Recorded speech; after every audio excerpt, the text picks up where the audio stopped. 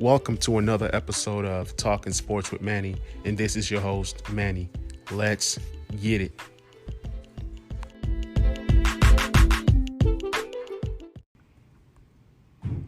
Ever wanted to make a podcast but never really knew how? Well, Anchor is the easiest way to make a podcast. There's a creation tool that allows you to record right from your phone or computer, and as well as editing as well. Anchor will distribute your podcast to places such as Spotify, Apple Podcasts, and many more. You can also monetize from your podcast. You can download the Anchor app for free at the App Store, or you can go to anchor.fm to get started.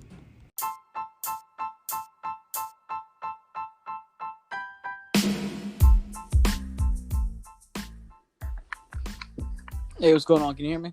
Yes, sir. Awesome. Hey, everyone. Man, you guys are in for a treat. I have a special guest with me, Mr. Josh Taylor with Burgundy Network Podcast. Let's on the show. No problem, man. Love being on the show. You're a great guy. Definitely help out a fan. So, yeah, love to come on, man.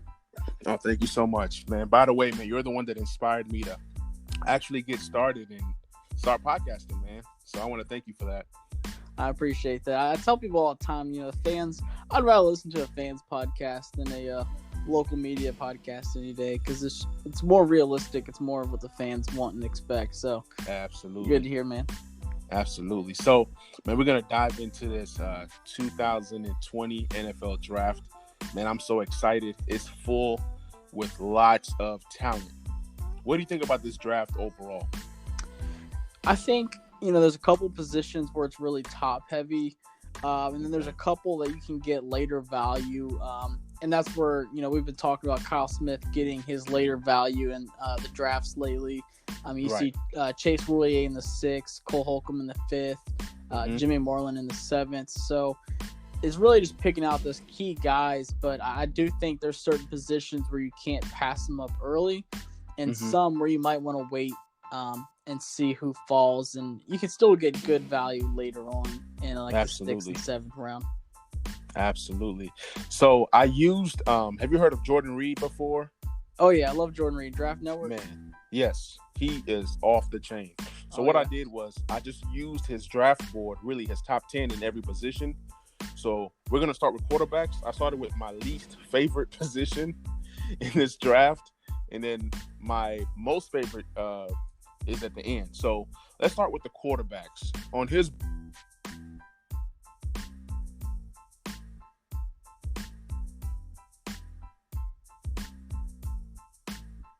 Joe Burrow, number 1. Tua. You're breaking up a little bit. Can you hear me? Yeah, it's sometimes if you put your finger over the earpiece on the phone with Anchor, it'll go away. But you're good now. You're good. Okay. All right, awesome. Somebody tried to call in. That's the worst. I hate it when that happens. Ended the call. Yeah, I know. This is my first time ever this happening. Because I normally record late, like I told you. Okay, so Jordan Love, number 3. Justin Herbert, number 4. Jalen Hurts, number 5. Jacob Eason, 6. Jake Fromm. Then he had a guy named Anthony Gordon. State? James Morgan. Yeah, Washington State. And then James Morgan, which I've been seeing in a lot of mocks, but more so at the end as a sleeper quarterback. And then to round out his list, he has Jake Luton, number 10 from Oregon State. So, of course, you have your big, I guess 3, maybe 4 in from the quarterback position, quarterbacks that could go first round. What is your takes on the quarterbacks? How many quarterbacks do you see going in the first round this year? I think the one question mark is Jordan Love. You either love him or you hate him. And he was one of those question marks. He's a great athlete at Utah State. The biggest question mark was, he lost literally all of his receivers, new coaches. I don't think last year was a good, benchmark to really take a look at. And honestly, I do think the Patriots are in a good spot to possibly move up and get Jordan Love. But I think, I think Burrow's a lock at 1. I think the Dolphins can hang out at 5 and get Tua still. And I think Herbert Exactly. to the Chargers is pretty much a lock, unless the Raiders try to move up and do something. But I don't see why they would give up all those picks when they have Carr, and then now they just signed Mariota. So I think they're set at the quarterback spot. Right. So, like, at least we know for sure, so to speak, that 4 quarterbacks will go in that first round, including Jordan Love. Now, I've heard a lot of rumblings about Jacob Eason at first. Before this moment that we're in now, I'm not seeing his name in the first round anymore. I was seeing him as like a late first rounder. And then Jake Fromm, even before the season started. I don't watch a lot of college basketball. I mean football, but when I do, it's the SEC. Yeah, the real football. It's the best. Yeah, it's the real football. It's like the mini NFL. So a lot of times when I don't know a prospect, I'm like, if you're in the SEC, I trust you. You can trust a lot of different positions. Not all, but a lot of different positions, like, linemen, defensive linemen, defense, period. If I was a GM and didn't know anything, I know SEC. I'm like, okay, that safety played in the SEC week in, week out. I'll take a shot. But is there another quarterback to me that's very intriguing is Jalen Hurts? Oh yeah, I know that's your boy from Alabama that went to Oklahoma. What do you think he brings to the NFL? Well, like you said, I love Jalen. I'm going to be incredibly biased to have his jersey. One of my favorites to come at Alabama. But just his competitive edge, I've never in my life seen anyone who wants to compete and play football the way he does. And, even after, Tua beat him out, second half of the national championship game against Georgia, that whole storybook ending. But just the way Jalen came back, and he was even catching passes against Georgia in the SEC championship the year after that. Right. But people don't realize how strong this guy is. I mean, he's squatting like 500 pounds plus, and he's a bodybuilder. Yeah, he's a beast, an athletic freak, and his passing might not be perfect, and I believe he's working on that. I think that had a huge part to play with Lincoln Riley and why he went to Oklahoma. But he's just a competitive guy. Like, you're getting a real football player with Jalen Hurts. You just got to take some time with him and be patient with it. Right. Yeah, I liked Jalen Hurts a lot. Now, let me ask you this. Since you're a big Alabama fan, now, when he was a starting quarterback and when Tua was the starting quarterback, did they change the offense for Tua? Or no, so it stayed the same. The only time the offense changed was when we hired back Sarkisian last year. It got more pass happy. But, I mean, if you know Alabama, they've always been run the ball since, the old days. Since like Sean Alexander. So they didn't really change anything up, to be honest with you. If anything, they might have even passed it a little bit more with Tua. But it was all just because of the offensive coordinator getting Sarkisian back. But, they love throwing the ball with Jalen, but he could use his feet all the time. He wasn't afraid to scoot down the sidelines and plow some guys over. Some of my favorite plays of him is just lowering his helmet and putting it to guys. Right. And we're going to talk about the receivers that Alabama has. I mean, you guys had 3 of the best receivers in all of college football. Like, I blink my eyes and Alabama is a passing, high-flying team. That was crazy. All right, so we're going to dive into the next position. My next least favorite is the inside offensive line, the interior of the offensive line. That's where you got your centers and your guards. So on his list, he has Cesar Ruiz, number 1, Lloyd Cushenberry, number 2, Robert Hunt, Jonah Jackson, Damian Lewis, Matt Hennessy, Tyler Badez, Ben Bredesen, John Sampson, and Nick Harris. Now, I don't know. Ruiz, he's been rising up. Yeah, he's from Michigan, center, right? His name's been going up. I'll say Christian Berry from LSU. I paid a lot of attention to him, obviously. Being at LSU. And then Hennessy is another guy at a Temple that I saw a good bit of. Temple was one of those teams I would kind of like watch on the side. So I've seen his name a good bit. But yeah, Luis is definitely probably one of the top guys. And that was someone I paid attention to when Alabama played him in the Citrus Bowl for sure. Now, something I want to ask you. Now, Joe Burrow put up numbers. Okay. Joe Burrow's a nice player, but on this top 10 list for guards/centers, I'm seeing 2 LSU players in this list. And then when we get into the tackles later, we're going to talk about another tackle. So it seemed like he had a nice, solid line. He had great receivers, Jordan Jefferson, Chase. I mean, I'm one of those guys that's not high on Burrow, and I get ratted for it all the time just because I saw what he did in 2018, where he was just a bum. And Joe Brady came in and just completely changed the offense. And yes, he was making the passes, but I'm not sold at him being number one. See, to me, I think Burrow's going to be a system guy. If he gets in the right system, maybe he can do something. If he gets in the wrong system, man, I don't know. And then you go to a team like the Bengals who have question marks on that offensive line. That's why AJ Green was very important to come back. They needed him. Exactly. They were willing to pay that $17 million. They say, hey, we want to surround this guy. You lose him, there's no way Joe Burrow's between AJ Green. Right. So, it just opened up my eyes. I'm like, okay, I'm seeing guards. I'm seeing tackles. I'm seeing receivers. Oh, yeah. I'm seeing a defense. Maybe he wasn't as great as, people are saying, but hey, to each his own. Are there any sleeper guards/centers that you're aware of? Yeah, or someone that, you're looking at? That Alan Lepori pointed out to me not too long ago. He's in one of my groups. Okay. Logan Stenberg from Kentucky is a really good guard, and if you watched Kentucky in SEC, the whole Lynn Bowden show, and how that went with that high flying offense. Wide receiver turned quarterback / running back / everything else. But Stenberger was a huge part of that offensive line, and his pass rush is one of the best out there, especially in the SEC, I would say. But huge sleeper that I would love to get around 108 if possible, and like that 4th round spot. Yeah. Awesome. Absolutely. And then the next position is the defensive tackle position. You got Javon Kinlaw, which is, he's skyrocketing up in these boards. Derek Brown, Auburn, another SEC guy. Then you got Ross Blacklock, Justin Madubuike. I can say it because I'm Nigerian. That's one of my Nigerian brothers right there. Wrong. You have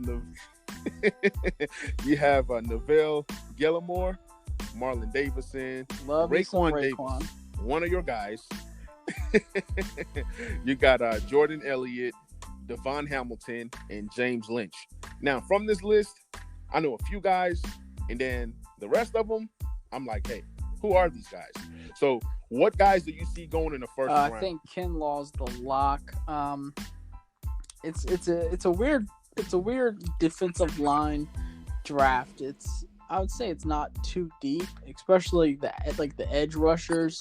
We'll see. I'm sure we'll talk about like Espinza and Chase and all of them, but just on the defensive line itself, I think Raekwon's a solid 2nd round guy. I could see the Auburn guys going both in the 1st round. But it's all SEC guys. But man, I love me some Raekwon, and he probably has the longest arms I've ever seen in my life. And his best tapes is against South Carolina this past year. I was at the game, and holy crap, just the size of this guy.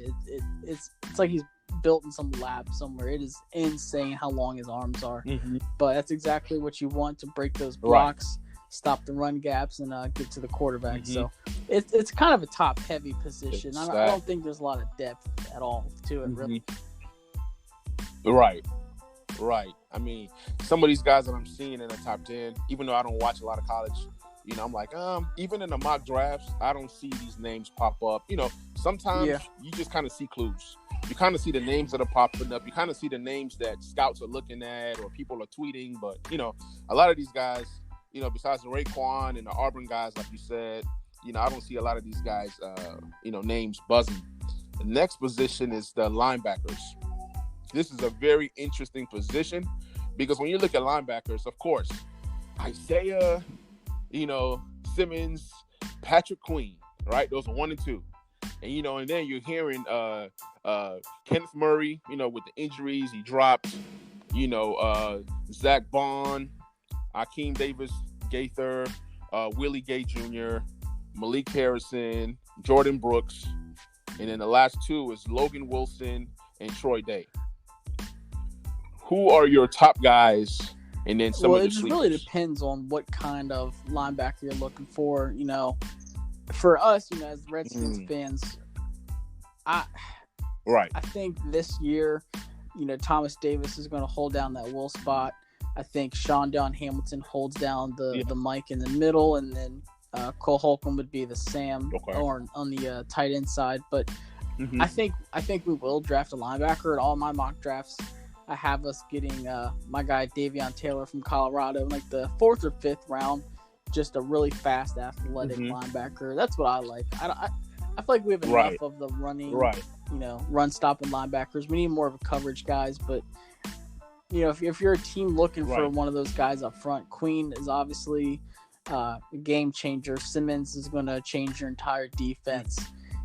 Kenneth Murray is an awesome guy too. Like I said, he kind of had those injuries, but that second pack is still really good too with Davis Gaither from App State.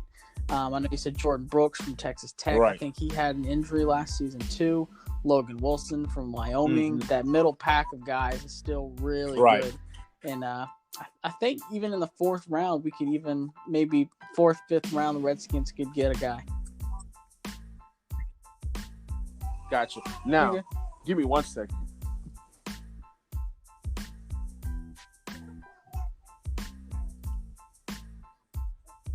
All right. So, did you remember a guy by the name of Jabril Peppers? I didn't like Jabril. Yeah, really. and wasn't he supposed to be this? Wasn't he supposed to be the Swiss Army knife? I know he's not the athlete that Isaiah Simmons is, but they were telling me, he can play linebacker, he can play corner, he can play here, he can play there. But it hasn't translated in the NFL. We heard that about Sua Cravens too. Now I know exactly. So some of these guys, the thing is, these guys that are just so versatile. Sometimes they're just too versatile that they cannot concentrate and get great at being great at one thing. You know what I'm saying? That, okay, he can cover this, he can do this, he can do that, but what is the one thing that you can do? What makes you great? I think the one thing that helps Simmons out, you know what I'm saying? I would say Cravens and Peppers were more secondary guys in the NFL that could flex to the linebacker spot, but I feel like Simmons is more of a linebacker that can flex to the secondary, and he has that pass rush ability that's going to help you out too. So you're not expecting these smaller guys like Peppers and Sua Cravens to be close to the line of scrimmage and pick up the linebacker's duty. So I think that does help him out, being able to get to the quarterback, and that's one of his little Swiss Army knife weapons. That's definitely going to help him out at the next level. Right. Okay. Is there any other sleeper guys that you see? Like any guys that like nobody else is talking about that you see that can come in on a team and maybe work their way up from special teams to being an impact player? I'll throw him out just because he's an Alabama guy. They have him listed as an edge, but Anthony Jennings, he was at that program for a long time, played linebacker, but I could definitely see him being a sub-package guy that comes in, brings you pass rush on 3rd downs. I just love what he brings. He battled through some injuries too, but when you're in that program for so long, I think he was a senior, to be honest with you. I can't remember. He's either a junior or senior. I want to say he's a senior, but when you're around that kind of program that long, you're gonna bring football IQ, and it's someone that can just step in and make big plays right away. Right. Okay, now we're getting to some of my favorite positions in this draft. You got the cornerback position. There's lots of names that have been popping up. Of course, you got Jeff Okudah. You have C.J. Henderson. You got Jeff Gladney, Kristen Fulton, Noah. I'm not going to say his last name. Jalen Johnson, A.J. Trail, Trayvon Diggs, your guy, Damon Arnett, and Amick Robertson. Tell me something about the cornerback position. Oh, yeah. I see lots of potential. I do, too. Amick Robertson's one of those small school guys from L.A. Tech. He's undersized, but he's really competitive, and he's easy to get to the ball. Trayvon Diggs, like you said, it's my guy. Turnover machine.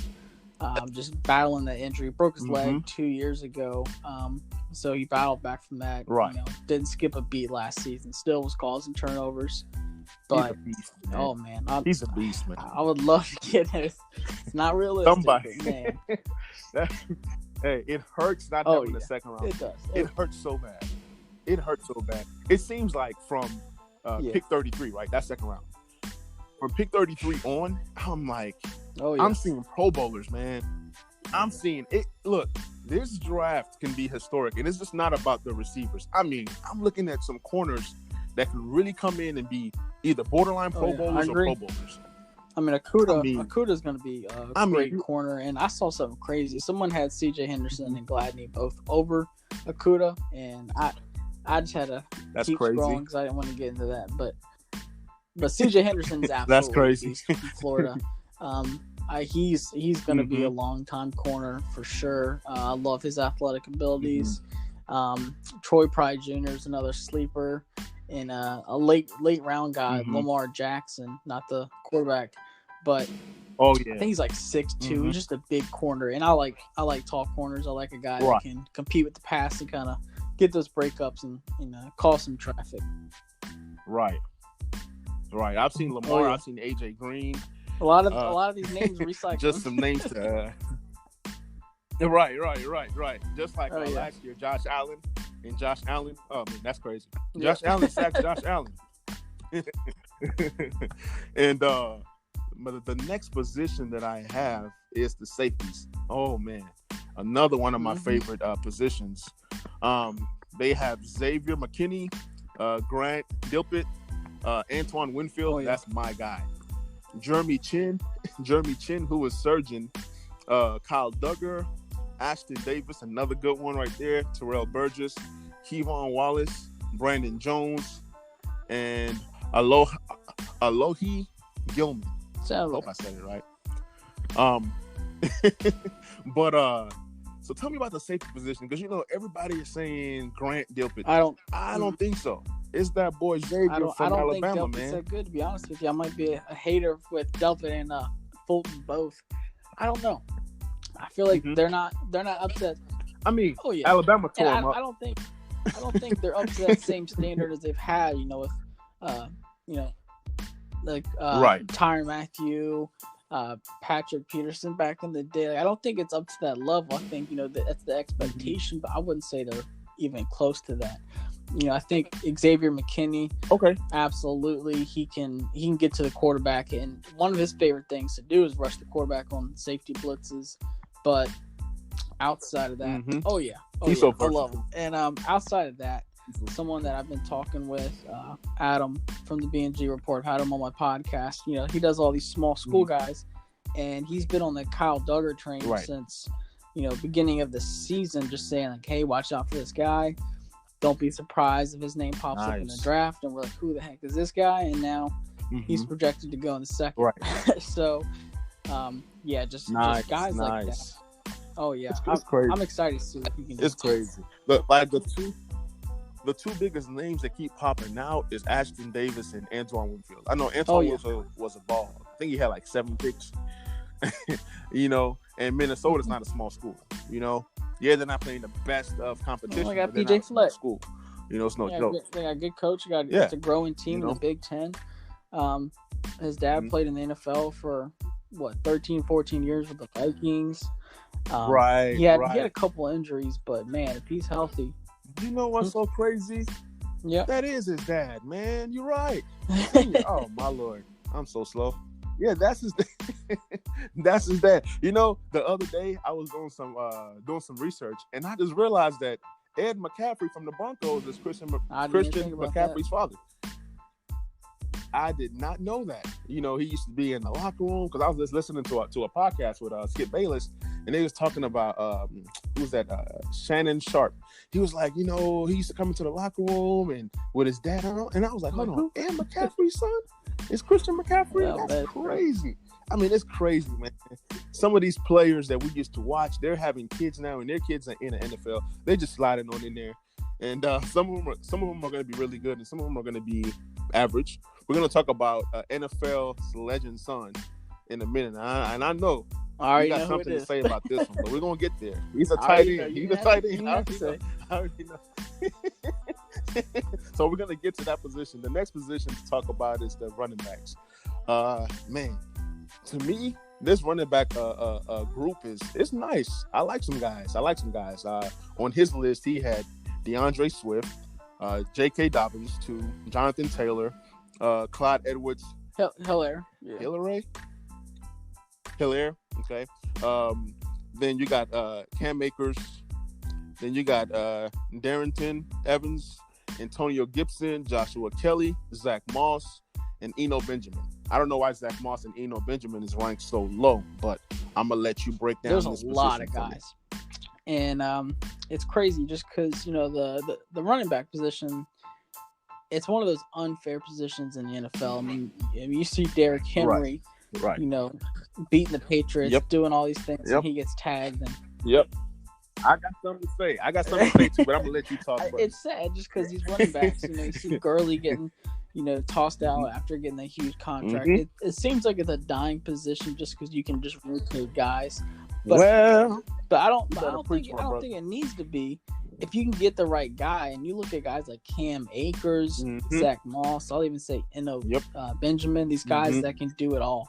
DeAndre Swift is exactly the kind of style, Kamara type style. That's what the league is. That's what McCaffrey gets his bread and butter from, is running the ball and catching the ball. So if you can get a guy like that, and some people riding out Jonathan Taylor just because he's more of a runner, but he can do both. He's just the best runner in this draft. Right. And people don't put enough respect on that guy's name.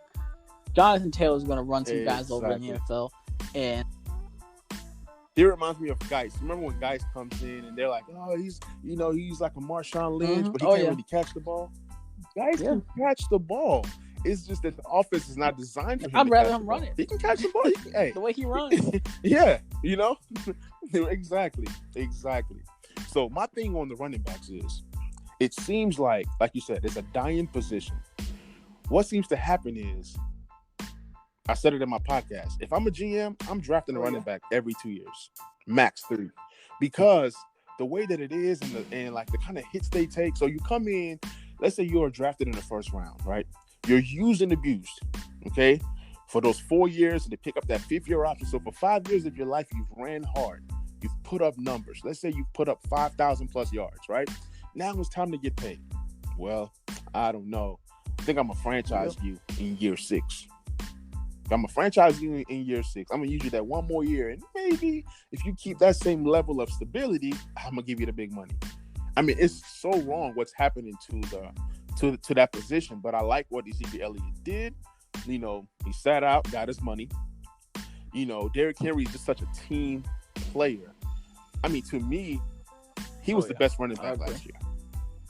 Best running back last year. To me, I'd rather have Derrick Henry than have Ezekiel Elliott.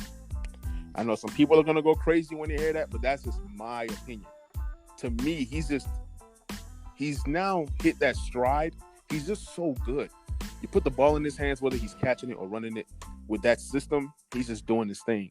And it's wrong what happened to him, so now he's on a franchise tag. If he gets hurt, Tennessee's using him exactly the way he needs to be used to. And I'm all for it. Yep. They need to pay the man. Now, I'm also one of those guys that don't believe in paying running backs or overpaying running backs, and this is why. When you pay the running backs, I don't mind doing it early. Let's say you were a 3rd round pick or a 4th round pick, and then your contract runs out, and then you pay them. But these first rounders, I can't help them right now based on how the NFL is structured. But when you pay these running backs, right, 5-6 years, and then you give them that 2-3, most times it's 3 years guaranteed, really. And then what happened to Gurley happens. Oh man, you're screwed. At that position, you're paying that running back to be a bell cow, to be one of those Jerome Bettises from back in the day. Some of these Emmitt Smith, some of these guys were just so durable, man. They were built differently. I know that the game has changed and they're taking more hits now, but I mean, that running back position, it's tough, man. It's really tough on both sides. Like, I want to pay my franchise back, but at the same time, if he gets hurt, I'm screwed. You know, then you look at a team like the 49ers. They didn't have a Ezekiel Elliott.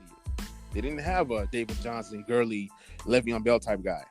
They had 3-4 smaller guys, smaller names, and they fit that system. So if you were a GM, how would you approach this? Well, I mean, it depends on what you got and what you're looking for. You know, if you're a team like the Titans and you have Derrick Henry, you got to commit to him long term. And, you know, especially with Derrick Henry, as much as we ran him into the ground at Alabama, he was running the ball 25, 26 times a game. Like it was high.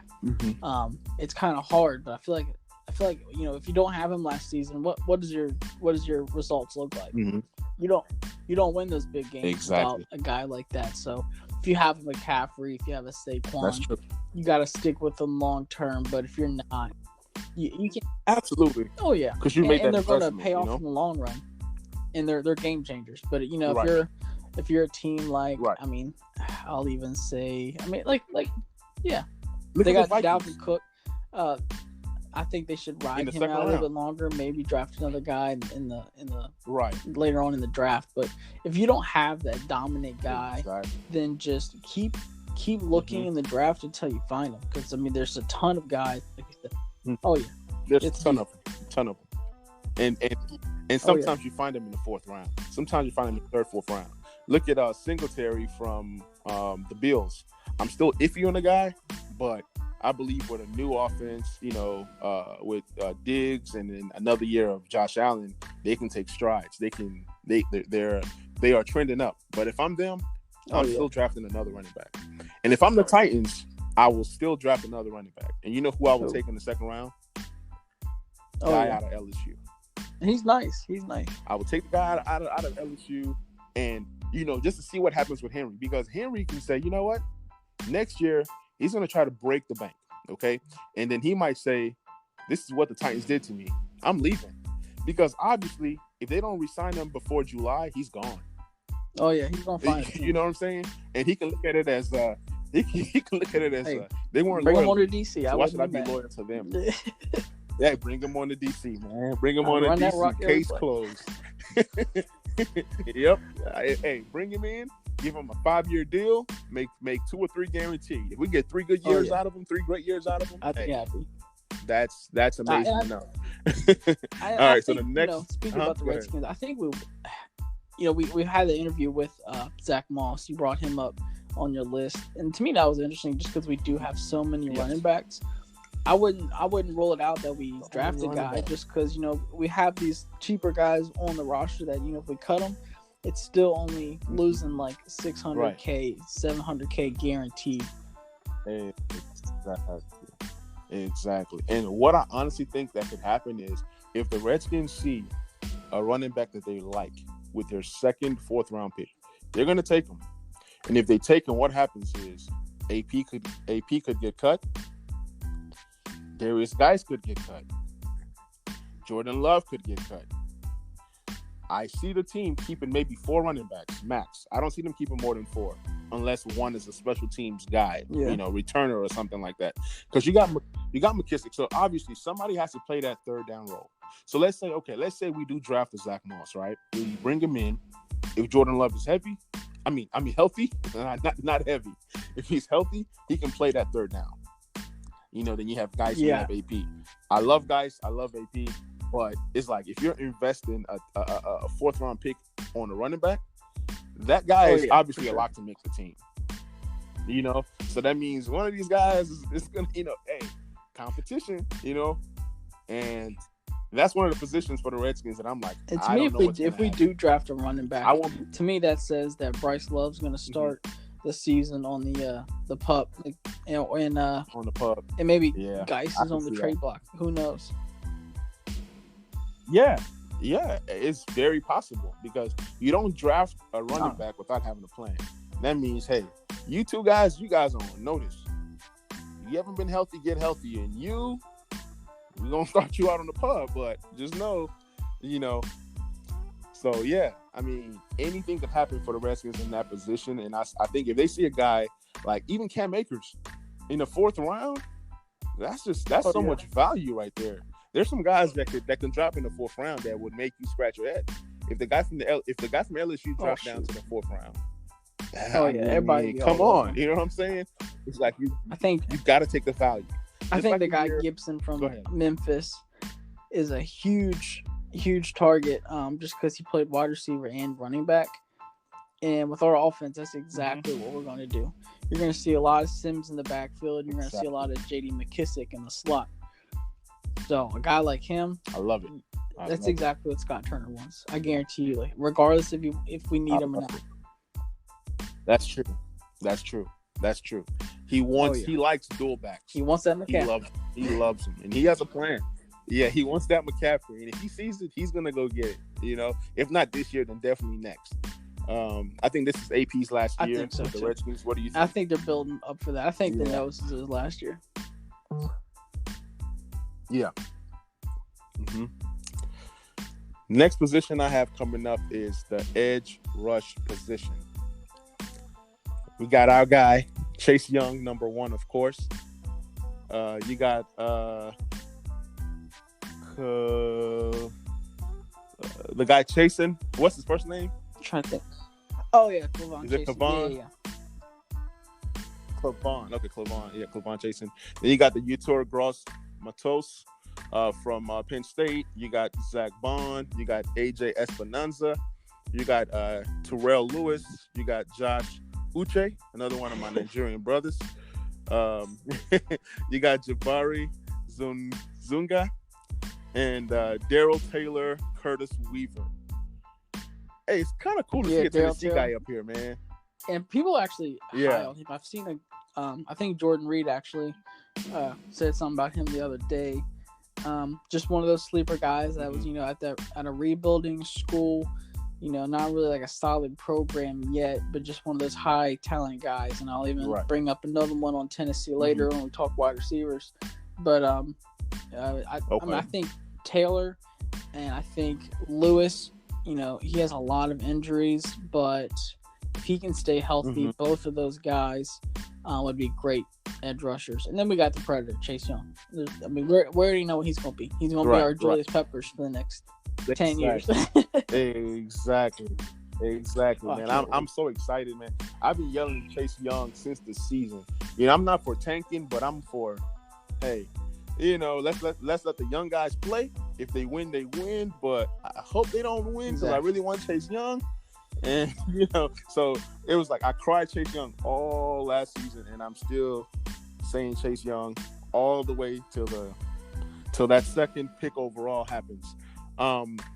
Okay, so from Chase Young to the rest of the edge rushers, how big is a drop off, or is there a big drop off, or is not that much of a drop off?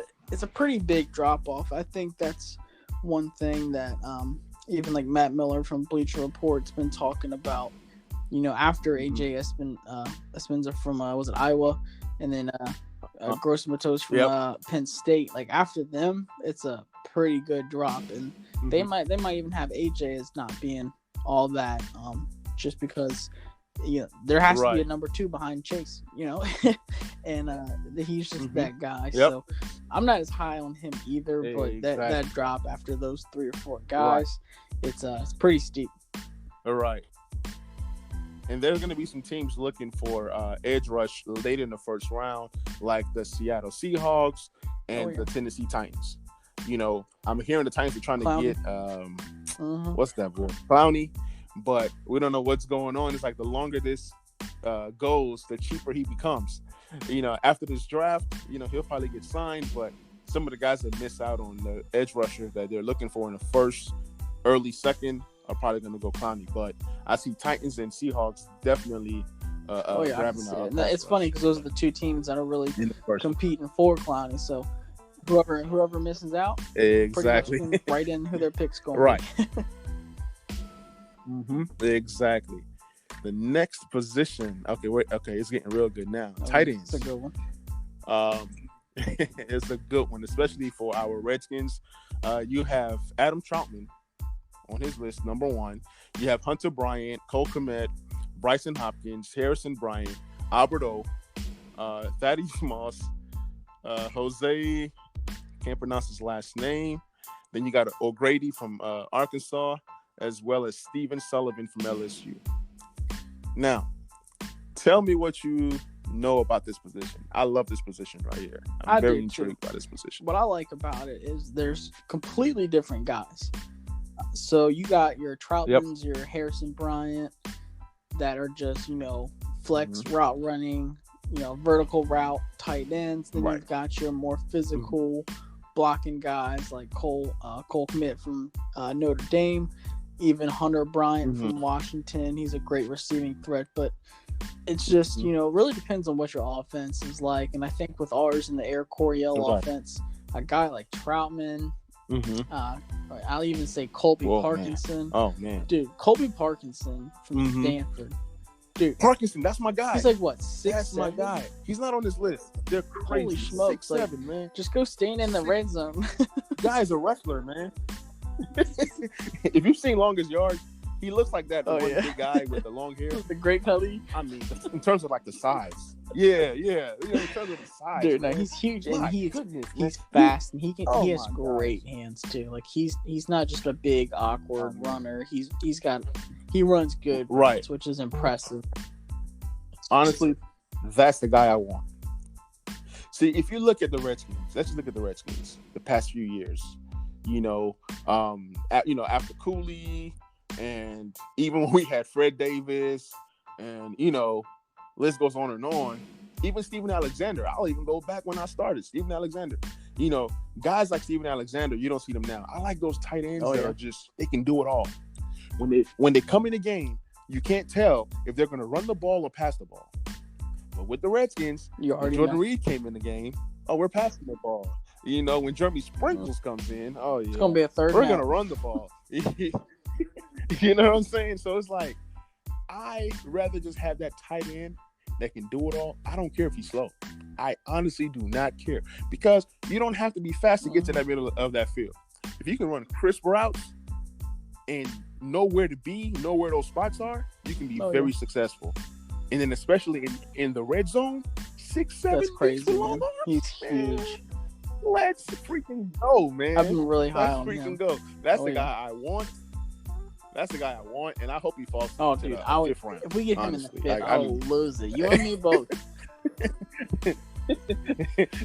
I'll be crying tears of joy. Like, the perfect draft would be, if we get Chase Young, then at 66, I want the best receiver. I mean, I know we're about to get into the receivers, but I mean, if you can get like an all-out superstar at 66, you go ahead and take it, and then you get your tight end in the early fourth, late fourth. I was stuck at tight end on 66 for months, and the more I dug into it, the more I was like, if we can even get Hunter Bryant that first pick in the fourth, or Colby in the fifth, all day I'm doing that. Exactly. Like, people say, oh, this tight end position or this tight end group is weak. They're not weak. This tight end position is actually really deep. I would say that it's deep.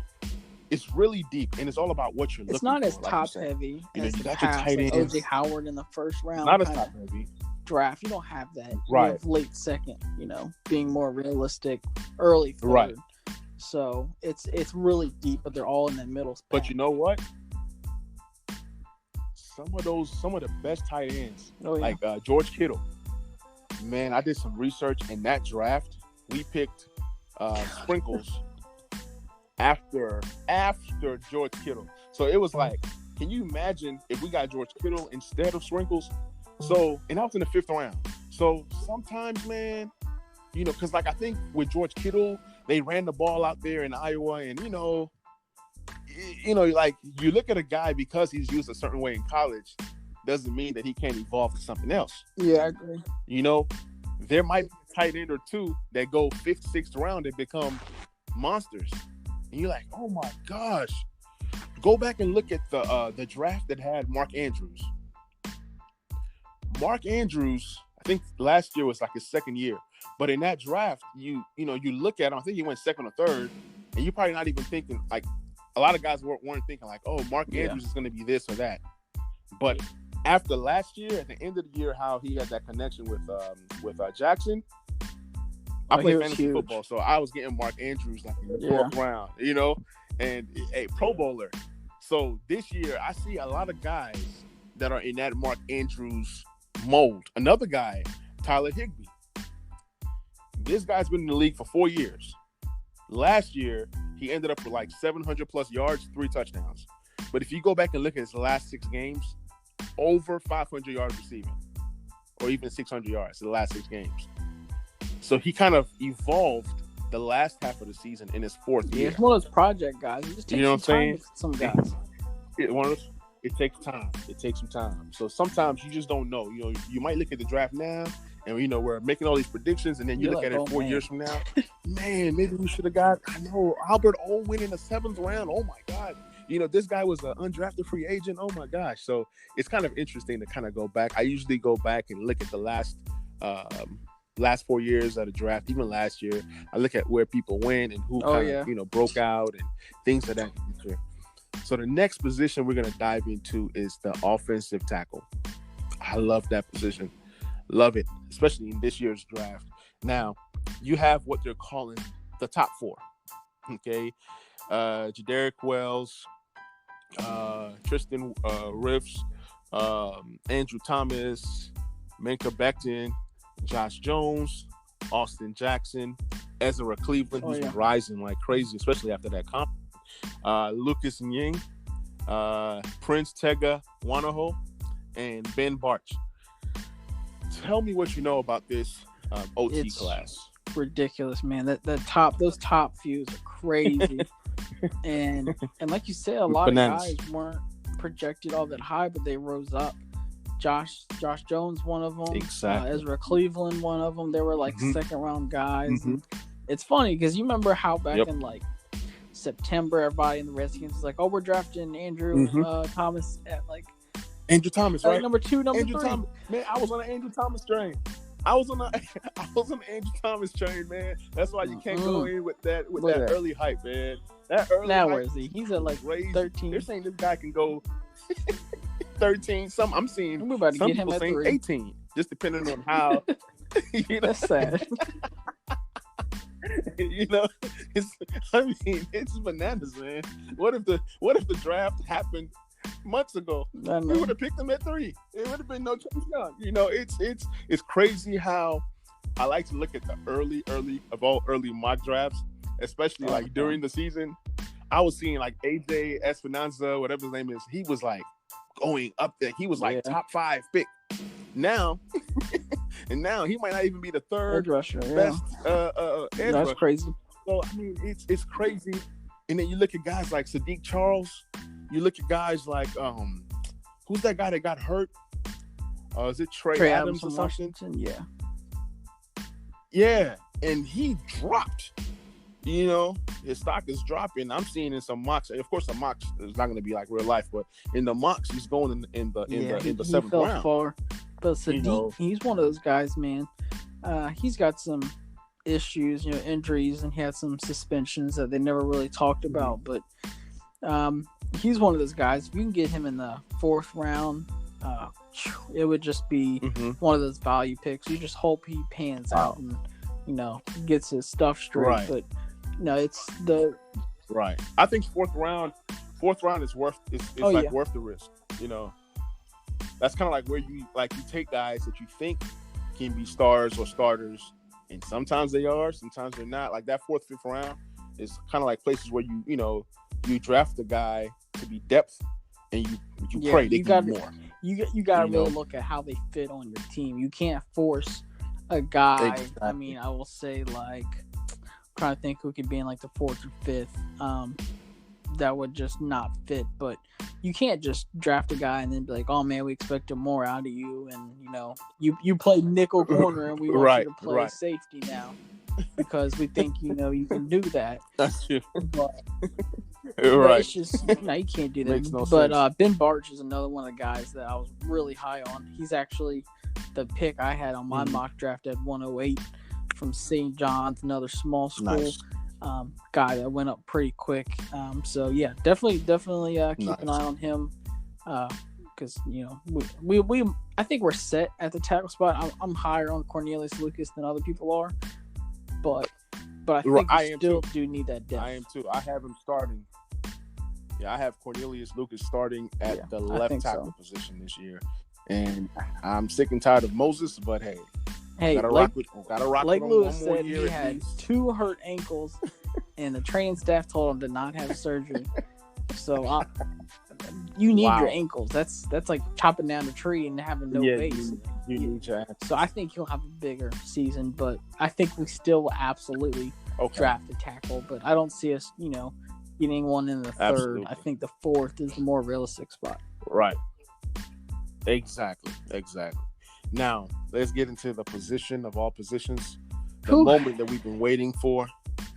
The wide receiver position. They are saying, like, I saw a stat. I don't know how accurate it is, but it says in a normal draft, in the top 100, 12 receivers go. Most drafts, not all. Most drafts, 12 receivers go in the top 100. But they're saying in this draft, there can be up to 20 receivers in the top 100. That's crazy. Maybe even more. Mel Kiper said closer to 30. I've been telling you, crazy. it's bananas, and if 30 receivers go, just imagine some of the other positions that will fall. That means you're going to get other quality positions at in the 4th, 5th round. Okay, regardless. So let's start this thing off right. You got Jerry Jeudy at number 1, CeeDee Lamb at number 2, Henry Ruggs, the usuals, Justin Jefferson, Denzel Mims is on his list at 5. Brandon Ayuk at 6, Jalen Reagor at 7, Laviska Shenault at 8, T. Higgins at 9, and KJ Hamler at 10. I don't know why KJ's in there, but maybe you know better than I know. I'm actually surprised. But it's a head scratcher. Like, I'm not an expert. He has Higgins real low. Like, you put me on a lot of. Hey, you put me on a lot of receivers, and I started researching. Like, every time I see another name, too many. I started researching. I mean, it's like every day I learn of a new receiver. But before we end this thing, I'm gonna put you on a receiver that you might never have heard of before. Okay. I'll save that for the very last. But I'm confident. This is his top 10. Then I went on to make another list of just some other guys that we know, like Brian Edwards, Michael Pittman, Tyler Johnson, Chase Claypool. You put me on these 4, okay? Then Donovan Peoples-Jones. I've been hearing a lot about him. I want you to kind of like tell me about this guy. Then you got like Devin Duvernay, Van Jefferson, Antonio Gandy-Golden, KJ Hill, Juwan Jennings, Gabriel Davis, James Prochet, one of my favorites, Isaiah Hudgens, Joe Reed, you put me on, Courtney Davis, Quentin Cephas.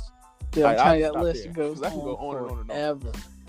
This is the best wide receiver class I've ever seen. Hands down. Wow. It's not even close in my opinion. And obviously we're not going to get a guy in the 1st, 2nd round just because we're taking Chase and we'll have a 2nd round pick. But at 66, in other drafts, these are guys that can easily go in the 2nd. And Brian Edwards is, my guy. He has a 2nd round grade. He was projected early 2nd until he hurt his foot.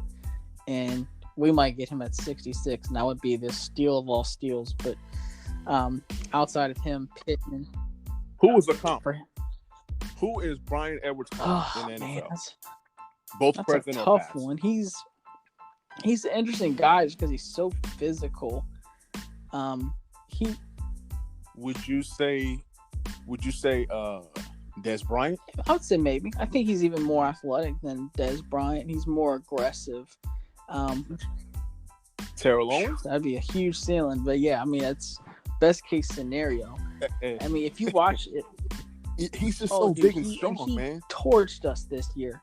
He killed Alabama. He mossed. It was Diggs and one of our safeties. But he mossed them in the end zone, and I was like, okay, this guy's for real. And that's the tapes you want to watch. It's like going against Alabama. He's special, man. But outside, he's special. Like, he's one of my favorites love in this him. draft, man. And I love me some Antonio Gandy Golden. I'm praying that some rumors come out. Oh yeah. Small Liberty. school. Oh yeah. You know, but it's my neck of the woods, school, so I'm sticking to it. Love Liberty. It's a great school. They're building a good football team, but I say, like, my comp for him is Alshon Jeffrey, because he's tall, he's lengthy, he's got a great frame, and I think this whole small school, you know, they like to put that as like a flag. I think that's BS. Exactly. Exactly. Go ahead. And I'm gonna get into that. All right, so let me just go ahead and talk about my guy, and then we can get back to the rest. Now, when I was on CBS Sports Line, because I needed to get some more names. You know, I wanted to get some more names, make sure I have enough names for this wide receiver segment of this podcast. Have you heard of the guy named Chris Rowland? Chris Rowland. I want to say, I'm trying to guess where you played. Chris Rowland. Is it a small school? You probably haven't. It's a small school. It's Tennessee State University. That's my school. That's the school I graduated from. TSU. Let's get it. I was like, when I saw him, I clicked on his name. It's at Tennessee State. I'm like, is it my Tennessee State? I clicked on it. I said, oh my God. So I said, let me look at his stats. This guy had 104 catches, 1,400 plus yards, 8 touchdowns, and look at his frame. He is 5'8", 180 pounds. Now, he looks like a Golden Tate, but with more speed. When he gets the ball in his hands, he's gone. He's like a mini running back. Doesn't really run around a lot of routes, but he can. You know, he can snag some passes, even with a smaller frame. I contacted a guy that knows a guy that knows him. So hopefully I get him on the pod soon. But 1,400 plus yards. I don't care if you played in the worst conference. Now it's the OVC conference. It's not even respected. When I went to the stats on ESPN just to see where he is, they don't respect the OVC. There's no OVC players in the ESPN whatever. I said, okay, that's fine. This guy can go undrafted. Just keep an eye out. Just look for him. Then I went back to my school to kind of see who's been drafted in the last, few years. Of course, Dominique Rodgers-Cromartie, nice. Tennessee State University, TSU did it. And then 3 other guys, 2 went in the 4th round and 2 went in the 7th round. Yeah. So it's a super small school. We don't get a lot of top tier talent. Cam Newton almost came to Tennessee State. It's a very funny story because Cam Newton's brother went to my school. So Cam Newton's brother and Dominique Rodgers-Cromartie are tight. We all went to Tennessee State around the same time. We're all around the same age. I used to hoop in the gym with Cromartie. I never even been to any of the football games because the football games to me were boring, so I never went. And then I'm watching the draft and I see Cromartie getting drafted in the 1st round. And I'm like, what the heck? What the heck is going on? I'm like, oh, this dude was really good. I didn't know he ran track. Oh, this guy can 360. He can do any kind of dunk. He's just ultra athletic. I just knew that he was just a good hooper and a decent football player. I didn't know he was a great football player, But I say all this to say that there are some other guys from some other small schools that we don't know that are going to be notable undrafted free agents that are going to go 7th round, that are going to make impacts. But I'll let you talk about some of these other receivers. So small school especially, there's a bunch of guys. I'll say not really too small school, but Washington State has a receiver, Esup, really good guy. He's going to be going to be one of the late round guys. But if you want to go real small school, my guy Ernest Edwards from Maine that I had on my podcast, dude had over 1,000 yards in 2 straight years, 10 touchdowns, 2 years straight just receiving. I'm talking 3 kickoff return touchdowns a year, running the ball. He was 5 for 6 passing the ball with 4 touchdowns. Like, this guy did it all.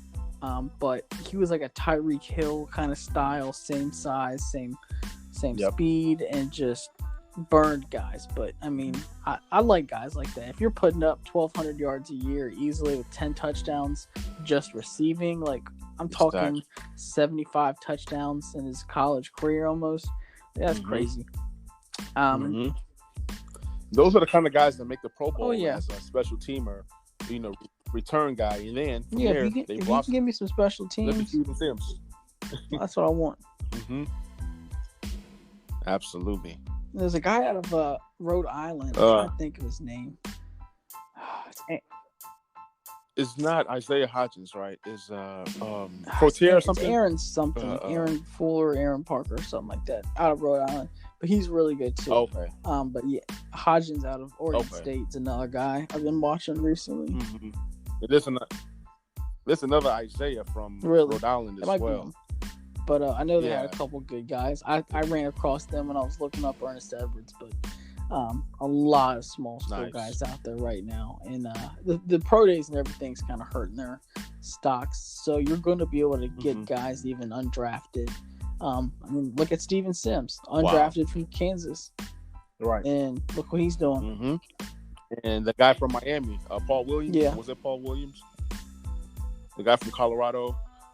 I knew him because of fantasy football. I play a lot of fantasy football, and you're looking for sleepers, especially in Dynasty League, where you kind of hold on to guys like that. I held on to Bryce Love just in case, he's something. And that's a guy that I picked up for free. But I want to know about this guy named Donovan Peoples-Jones. What do you know about really big guy, and played at Michigan. What I like about him is his size, and people like, well, he didn't show up at Michigan. Like, I don't think he would show up in the NFL. But to be honest with you, Michigan's offense was just a hunk of junk, dude. They were bottom 3 in the FBS for most of the season last year. Wow. Like, it was bad. I mean, I'm not gonna rat it too much because our old quarterback coach from Alabama went over there to be the offensive coordinator, but I mean, it was just bad, dude. And I felt bad for the guy because he's really athletic. He's a big guy. Like, he's not perfect, but he's projected to go late third, early fourth. But a guy that size, and that's what I've been saying. I want a big dude to complement Terry. Like, I don't want some small guy. Me too. That was my next question for you. That's my next question. Okay, so my next and final question is, Redskins, what kind of receiver are you looking for in terms of like size and skill? And then who are those receivers? Well, I think Donovan Peoples-Jones is a good one. Just okay. I want to say he's like 6'5". There's that guy from Texas. He's like 6'6". What's his name? Colin Johnson. He's like 6'6", 6'7". Absolutely nobody's talking about him. But he's projected to go around that same spot. I haven't done too much on him, but I just saw his size and I was like, holy smokes, this guy's huge. But I like AGG. Right. I think he's like 6'2", 6'3", but he has a 6'3", big frame. He can just go up and get the ball. I like Pittman. He's, I think, 6'1", 6'2". Oh, he's 6'4". 6'4". Oh my God! 6'4". Yeah, give me Pittman all day. I've had my eye on him. That's why when you posted that question between Brandon Ayuk and Pittman, I said, give me the big boy. Ayuk's nice. Ayuk's nice. Yeah, but I like Pittman. 6'4". But I'm telling you, when I did my last mock draft, man, I had Pittman was gone, Ayuk was gone, and you kind of talked about it earlier. Guys might possibly sliding because of all these wide receivers going early. Man, I had nothing but defensive ends and linebackers and safeties, and I was like, where'd all my wide receivers go? Hey, man, I would trade. I did. If I'm in a position where it's like rich in other positions and I don't see anything, man, I'll trade them back.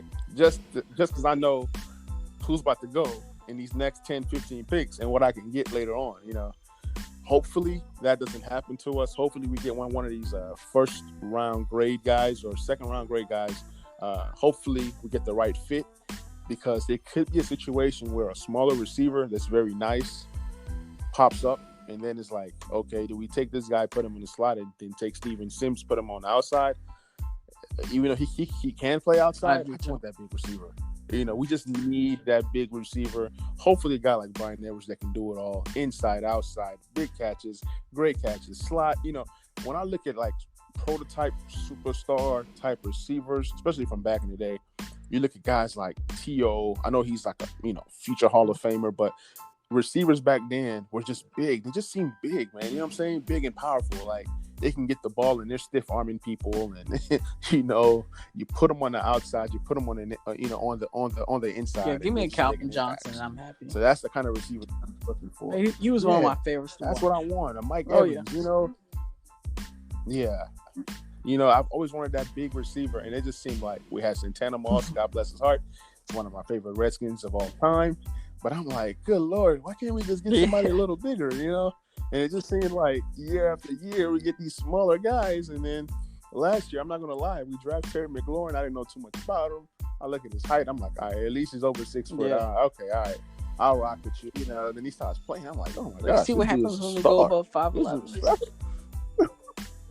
Yeah, and it's awesome. And when we had Pierre Garçon, he was like 6 foot even, but he played so much bigger. He just looked like a big Pierre receiver Garçon to me. And so it's just nice to have that durable wide receiver that can do it all, especially if you're weaker at tight end.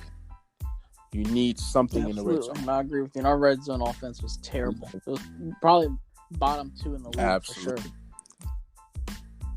Absolutely. Well, man, that wraps it up, man. It was a great pod, man. Once again, thank you so much for coming on the pod. Tell the people where they can find you. Absolutely. So you can follow the podcast at Berg Network Pod. My personal account's Josh Taylor _21. If you don't get bored of talking about Alabama, go follow me. I do talk about Redskins too. So, but no, it was a pleasure having me on. I can't wait to see what you do.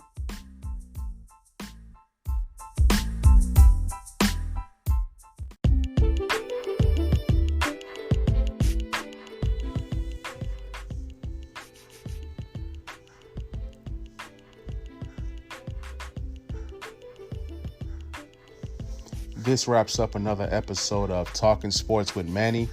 Thank you guys so much for tuning in. Thank you guys for rocking with me. Follow me on social media. It's TS with Manny on Twitter as well as IG. Once again, thank you guys. If you could share this podcast with one other person, and let's get it.